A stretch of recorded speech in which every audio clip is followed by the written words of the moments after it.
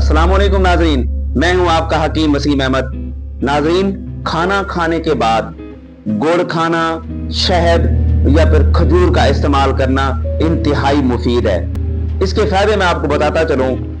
एक तो जो भी हम ग़िज़ा खाते हैं उसमें तेज़ाबियत होती है, तो गुड़ खाना या फिर खजूर का इस्तेमाल ये तेज़ाबियत को ख़त्म करता है, मैदे की फौरी तौर पे इस्लाह करता है, जिस्म को सुकून और फरहत बख्शता है।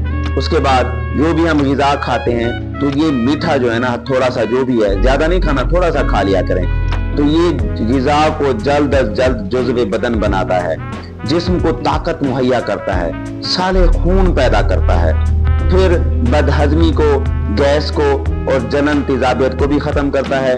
इसलिए अपने खाने में मामूल बना लें, जैसे आप ग़िज़ा खाएं थोड़ी सी आप जो है ना खजूर खा लें, चंद एक दाने, एक दो, या फिर थोड़ा सा गुड़ खा लिया करें। ये आपके मैदे को फरहत बख्शेगा और आपको सेहत और तवानाई भी मुहैया करेगा।